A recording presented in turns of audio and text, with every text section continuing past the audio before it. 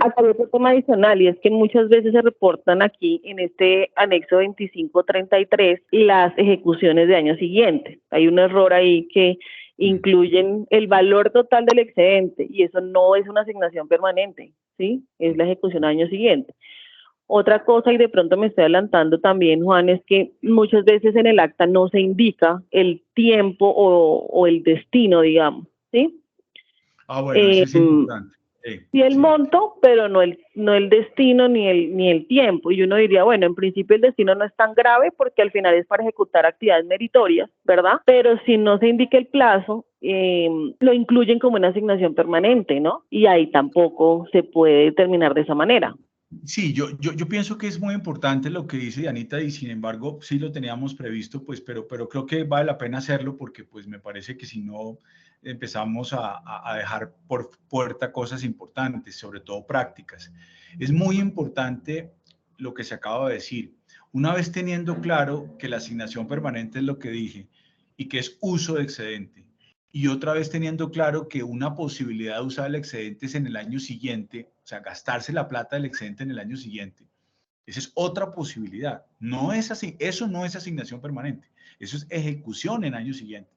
Entonces, lo que estamos diciendo es que sea cual fuera la decisión, pues que sea muy clara, porque cuando uno le da claridad es porque es consciente de lo que eso significa y el efecto que pueda tener. Si yo quiero decir que el excedente lo voy a ejecutar en el año siguiente, dígalo, pero dígalo así, que no que ejecución del excedente para tal cosa. ¿Y qué? Entonces después, no, mi intención era una asignación permanente. ¿Cuál intención?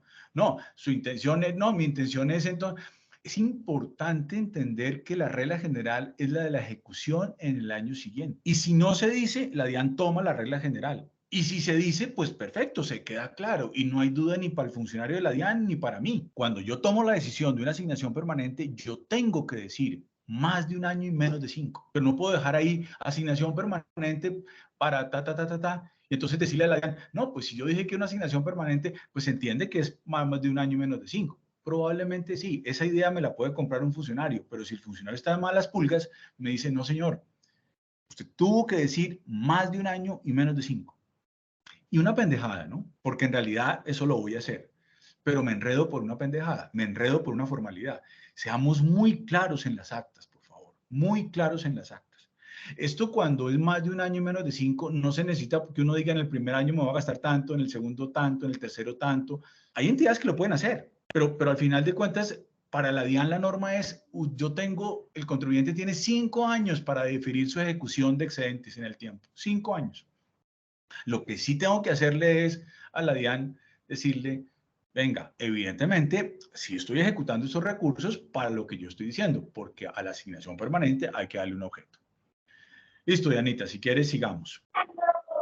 Así es. Y ahí, digamos, Juan, ya para terminar el tema de los formatos, pues está el famoso formato 5245. Pues no es que hay que hacer ese formato, ese es el resultado del proceso de diligenciar los formatos anteriores y de hacer el cargue que corresponda. Pero ha pasado muchas veces que se genera el formato y se nos olvida descargarlo. Sí. Y este formato tiene la particularidad que pues después no se puede descargar, sino queda uno como con la prueba de que uno hizo el proceso, ¿sí? Entonces es como tener ese cuidado de hacer los pantallazos que correspondan y descargar el formato. Ay, no lo puedo descargar, por lo mínimo tener el pantallazo y tener el soporte. Tuvimos un caso hace, no sé si fue 2 años, donde realmente el contribuyente no supo si hizo el proceso o no, porque no tenía el 5245 y pues no hay dónde descargar ese 5245. Entonces es un proceso bien importante, ¿vale? Vale, entonces ahora sí las recomendaciones. Sí, yo pienso, Dianita, que esto pues es un poco la repetición de lo que hemos dicho. Hemos querido dejar esta diapositiva para recordación de ustedes, porque básicamente son cosas prácticas que las hemos vivido en la experiencia pues con el trabajo de la oficina. Y obviamente, pues, es eso, es establecer un cronograma razonable. Noten ustedes que ahí ya pongo la fecha o ponemos la fecha del 30 de junio. para evidentemente hacer nuestra acta de las normas. Yo creo que somos, hay veces, muy ajenos a eso, ¿no, Dianita? Somos muy ajenos, no nos gusta leer las normas. Sí. Creemos que nos las sabemos todas ya, que llevamos 5 años, 6 años en este proceso y ya todo no ha cambiado, es como lo mismo, eso ya no. No, yo creo que hay que darle un tiempito a eso. Ahí están las normas en esa segunda viñeta. Vale la pena que las lean. Son pocas, pero hay que leerlas. Revise el RUT. Ya lo dijimos, revise el RUT con los documentos, con la información mejor básica que tiene que tener el RUT. Está la resolución 114 del 21 de diciembre que les hablaba al comienzo sobre las actividades económicas. Revise que está diligenciado el órgano de control, inspección y vigilancia, que eso es bien importante. Por supuesto, hay que revisar los estatutos. Los estatutos siguen siendo muy importantes. Ya hay suficiente ilustración sobre eso. Y sobre todo, particularmente por una sencilla razón. En la norma hay unos requisitos que son propios de entidades sin ánimo de lucro. Cuando me refiero a la norma, es a esta que estoy poniendo, que estamos poniendo aquí en la viñeta del decreto 2150.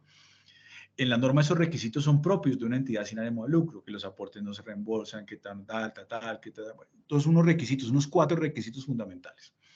Lo que está diciendo la norma es que en los estatutos deben estar esos 4 requisitos fundamentales, pero que si no están en los estatutos, por lo menos el acta debe hacerlos expresos.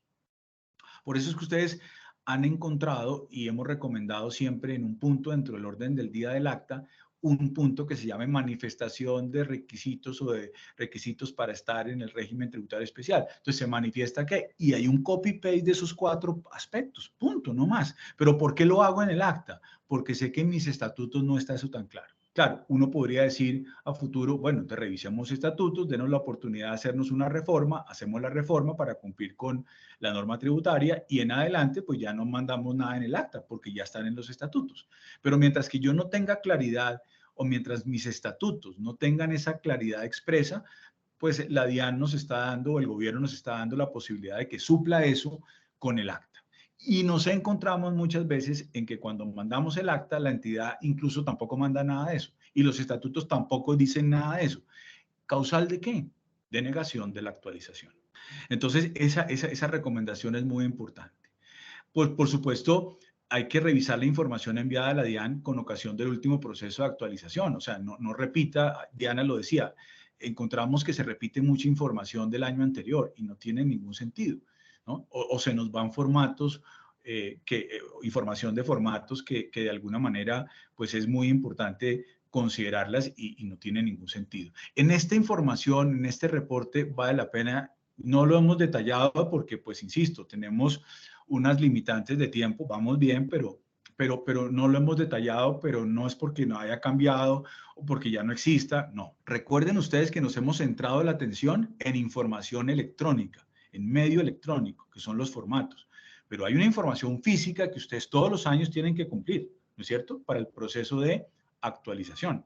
Esa información física es que hay que mandar los estados financieros, que hay que mandar el certificado de existencia de representación legal, que hay que mandar las certificaciones de los antecedentes de directivos, que hay que mandar las certificaciones del cumplimiento de los requisitos, que hay que mandar la certificación de las entidades cuyos ingresos superen más de 3.500 VTs, los cargos directivos y gerenciales. Por eso Diana hablaba de una consistencia importante en ese formato de cargos directivos y gerenciales.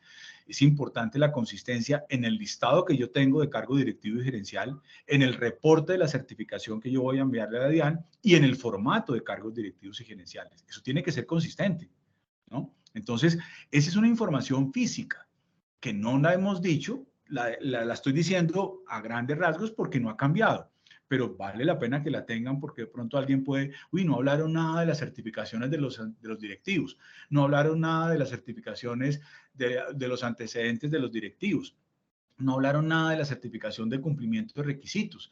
No, pues estamos hablando, pero en general, pero es que no podemos ponernos al detalle porque son procesos y son obligaciones que ya hemos venido teniendo, que quizás el mensaje es actualizar, actualizar, actualizar, ¿no? Actualizar la información cuando haya lugar a ello, ¿de acuerdo? Muy bien, asegúrese de que toda la información para el proceso de actualización esté completa, componente físico como electrónico, por eso el mensaje que acabo de darles, especial cuidado con el acta. y tenga en cuenta que usted tiene la herramienta del PQR, ¿no? O sea, obviamente, claro, se nos liberó el tiempo. Ya 31 de marzo no tenemos que hacer nada. A lo sumo, el acta de asamblea, hay que hacerla, eso sí. Hay que hacerla, hay que aprobar estados financieros, hay que aprobar excedente fiscal, hay que aprobar destinación, porque ese plazo no ha cambiado. Ojo con lo que estamos diciendo. Ese plazo del artículo 360 de hacer las asambleas antes dentro de los 3 primeros meses del año no ha cambiado. Lo que cambió fue el plazo para el reporte de la información de actualización a la DIAN al 30 de junio. Pero es que nos hemos encontrado muchas veces con entidades donde, ay, siquiera ya podemos hacer el acta en abril, ¿no? Dianita, siquiera podemos hacer el acta en abril, en mayo, buenísimo. Hay esa confusión. Sí, hay esa confusión. Entonces creo que ahí es importante que tengamos, no tenemos la oportunidad de hacerla en abril y en mayo. Nuestra oportunidad es marzo 31. Otra cosa es que después, con calma, pues reportemos, o sea, acopiemos la información para el reporte de la información, etcétera, etcétera. Incluso, pues, presentamos nuestra declaración de renta después, ¿no? Porque los vencimientos de la declaración de renta son después. Obviamente, cuando uno presenta la declaración de renta, pues ya tiene el dato del excedente fiscal. Pero creo que nos hemos acostumbrado a que el excedente fiscal tengo que aprobarlo en el acta de asamblea antes de 31 de marzo. Y nuestra recomendación sigue siendo esa. No obstante que tengamos el 30 de junio para el reporte de la información. ¿Por qué razón? Porque lo otro sería cuando yo presente mi declaración de renta, que tengo el dato del excedente fiscal, ya hago un acta extraordinaria aclarando la inicial y diciendo que entonces el excedente es para esto y para esto y para esto y que el excedente valió tanto y esto está aprobado y tal y tal y tal. Entonces, frente a la DIAN, ¿qué voy a mandar? Voy a mandar un acta inicial y voy a mandar un acta aclaratoria, pero por más aclaratoria en fechas posterior. Entonces, ¿qué reacción puede tener la DIAN frente a ese tema?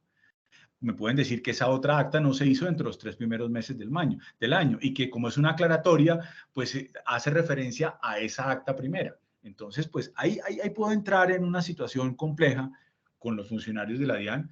Nosotros esperamos en esta reunión que estamos esperando que nos conceda la DIAN, plantearles ese hecho, ¿no es cierto, Dianita? Esa circunstancia, esa complejidad, para ver qué criterio a ver qué sale de esa reunión. Sí, exactamente. Sí. Pues hemos hecho muchas reuniones con la DIAN y algunas cosas nos entristecen, pero pues la idea siempre es seguir ahí dando nuestras opiniones a ver cómo avanzamos.